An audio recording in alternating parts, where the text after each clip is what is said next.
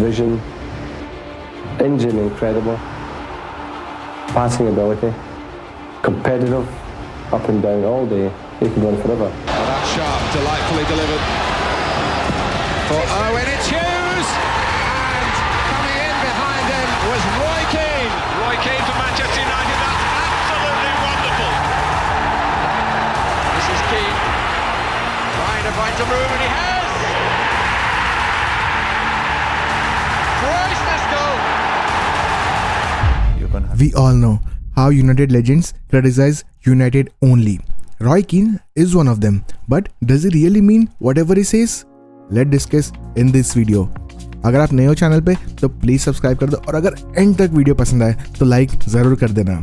चलो welcome back to defective FC, let's go.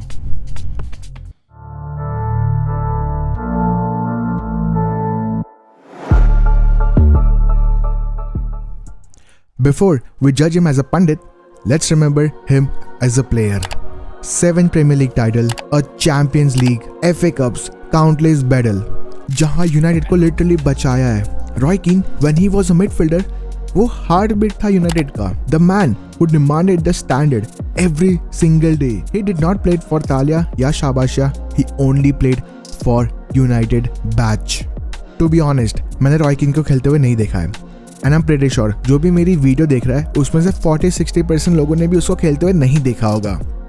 But after watching so many videos of him, so many stories of him, and after analyzing him, इतना समझ आता है कि भाई the man was boss, always tough and harsh on the pitch, which give them consistency to make that United a winning team, always shouting on the players and dragging game by game.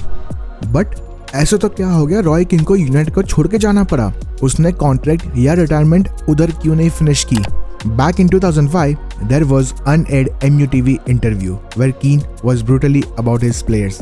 सच बोला about his player performances, and internally discussions हुए with of course हमारे Alex Ferguson, the legend, and then he left United. अभी ये सब मैं आपको क्यों बोल रहा हूँ? I'm just trying to say कि उसका पहले से नेचर ऐसे ही था, जहाँ प्लेयर्स को क्रिटिसाइज करना, उसके खुद के टीममेट्स को क्रिटिसाइज करना, and he still criticizing our own players. उसकी लॉयल्टी बैड से, फीलिंग से नहीं है। देखो, we all know how he criticized Bruno Fernandes, our current captain of United. When Keane criticized Bruno's arm waving or body language, it's about the leadership optics, the captain's behavior. उसको चाहिए कि भाई dressing room का environment ना बिगड़े। Leaks की हो रही है भाई रूम में से। When he criticized Harry Maguire और goalkeeper, defenders, उसको बस यही बोलना है कि भाई fucking do your job, avoid the cheap mistakes. क्या आपने रिसेंट बायर्न की मिस्टेक या यूनाइटेड की लास्ट ईयर पोजीशन नहीं पता क्या? यू ओजी पीपल, आप मुझे बताओ कि हम लोग गालियाँ या हम लोग क्रिटिसाइज नहीं करते क्या प्लेयर्स को? मैं खुद करता हूँ, मैं खुद इतना गुस्सा कर देता हूँ। क्यों? क्योंकि वी ऑल वांट कि यूनाइटेड की पोजीशन, यूनाइटेड की परफॉर्मेंसेस ऑलवेज बेटर हो रिजल्ट्स में, and it shows the world that we are still competing and we are still on that level. देखो, अगर कंपैरिजन की बात है ना तो कीन के साथ कंपेयर करो गैरी नेवल को, जो हमेशा पॉलिटिक्स खेलता है। He talks in circle, protecting his friends, and notice करना, वो हमेशा इंग्लिश प्लेयर्स को डिफेंड करता है rather than फॉरेन प्लेयर्स, और हमेशा बचकर भी निकल जाता है। क्यों? क्योंकि उसको क्रिटिसाइज करने वाला कोई नहीं है। और अगर क्रिटिसाइज की बात आए, रॉय किन करने बैठे, रोस्ट करने बैठे, तो वो आपको तोड़ देगा if you're not giving your 100%. देखो, in today's world जहाँ mental health, world science, sports science and social media की दुनिया में रॉय कीन थोड़ा ओवर सिंप्लीफाई करता है। Maybe his standards are impossible to achieve in 2025. Imagine करो, आप एंथनी और सैंचो को बोल रहे हो fucking do your job, fucking play and fucking do the performances. बोल सकते हो क्या? सिंपल भाषा में आप उनकी रैगिंग कर सकते हो क्या? उनको डिसिप्लिन सिखा सकते हो क्या? नहीं सिखा सकते। रॉय कीन was doing back at that time. Imagine Bruno is saying like चार चाटे मार के मैं तुझे सीधा कर दूंगा। बोल सकता है क्या ऐसे? सोशल मीडिया पे एक पोस्ट आ गई ना तो खत्म, bye bye, tata, goodbye, गया।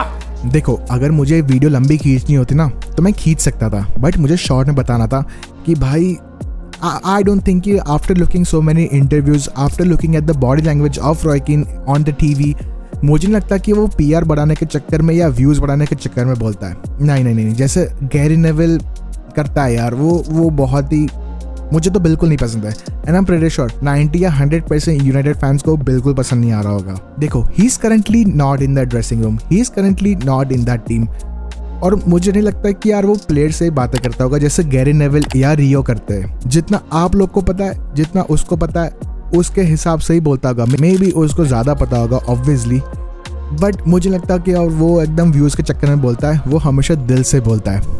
एंड जिस दिन यूनाइटेड वो लेवल या वो परफॉर्मेंसेस आने लगे ना, वो नहीं उतना क्रिटिसाइज करेगा, वो भी बोलेगा this was my United, and that day every United fan will be so happier, will be so proud of this team. Honestly, आप लोग मुझे बताओ कि आप लोग अगर बिजनेस ओनर हो या क्रू मेंबर हो, तो आप लोग अपने ओनर से या क्रू मेंबर से एक्सपेक्टेशन रखते क्या? अगर वो लोग गलत कर रहे तो आप लोग क्रिटिसाइज या उनको नहीं बोलते क्या? सब बोलते यार, मैं खुद बोलता हूँ, मैं obviously. So my question is to you guys कि आप लोग को क्या लग रहा है कि रॉय कीन इज ओवर क्रिटिसाइजिंग या वो कल्चर अलाइव रख रहा है एट यूनाइटेड, या he stuck in past? Please comments me down below. And अगर आपको मेरे पर्सपेक्टिव या मेरा पॉइंट ऑफ व्यू अच्छा लग रहा है ऐसे वीडियोज़ में, तो प्लीज़ कमेंट्स में डाउन बिलो, ऐसे वीडियोज़ आते रहेंगे। तो चलो, तब तक के लिए bye bye, take care and thank you so much for watching, see you in next video.